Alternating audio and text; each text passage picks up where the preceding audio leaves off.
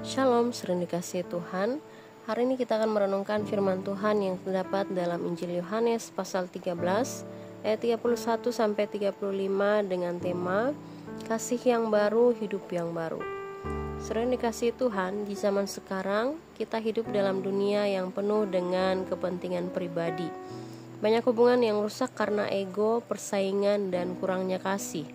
Di media sosial kita sering melihat komentar pedas, perpecahan karena perbedaan pendapat, bahkan dalam keluarga atau gereja pun tidak jarang kita menemukan kasih mulai pudar. Dunia sedang haus akan kasih yang sejati, yaitu kasih yang bukan hanya kata-kata tapi tindakan nyata. Saudara, dalam Yohanes pasal 13, Yesus memberikan satu perintah baru. Kasihilah seorang akan yang lain sama seperti aku telah mengasihi kamu, ayat 34. Ini bukan sekedar nasihat untuk bersikap baik. Ini adalah standar baru dari kasih, bukan seperti kasih yang umum di dunia, tapi kasih yang berakar dari teladan Kristus sendiri. Kasih yang tidak egois, tidak menuntut balasan, dan siap berkorban. Mengapa disebut perintah baru? Karena kasih ini bukan didasarkan pada siapa kita atau siapa yang kita kasihi, tetapi berdasarkan siapa Yesus dan bagaimana Dia mengasihi kita. Dia mengasihi kita ketika kita masih berdosa, bahkan rela mati di kayu salib. Kasih seperti inilah yang membawa hidup baru bagi kita yang menerimanya dan bagi orang lain yang merasakannya lewat hidup kita. Kasih ini bukan sekedar emosi, tapi bukti hidup yang sudah diperbarui oleh Kristus. Ketika kita benar-benar hidup dalam kasih Kristus, kita sedang menyatakan bahwa kita sudah menjadi ciptaan baru.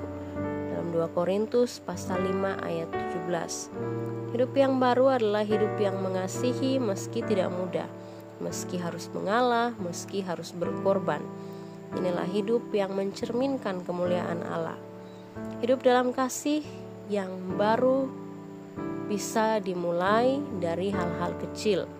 Bersikap sabar, memilih kata-kata yang membangun, memaafkan yang menyakiti, dan peka terhadap kebutuhan orang lain. Ketika kita menghidupi kasih Kristus, hidup kita pun menjadi kesaksian. Dunia akan melihat bahwa kita adalah murid Kristus, bukan dari kata-kata kita, tapi dari bagaimana kita mengasihi satu sama lain. Di ayat 35. Saudara yang dikasihi Tuhan, mari kita tanyakan kepada diri sendiri hari ini. Apakah aku sudah hidup dalam kasih yang baru itu?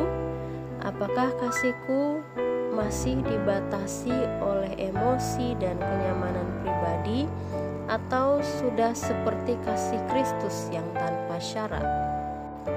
Kalau kita rindu hidup baru yang sejati, mari mulai dengan kasih yang baru, kasih yang dari Tuhan, kasih yang mengubahkan. Amin. Tuhan Yesus memberkati.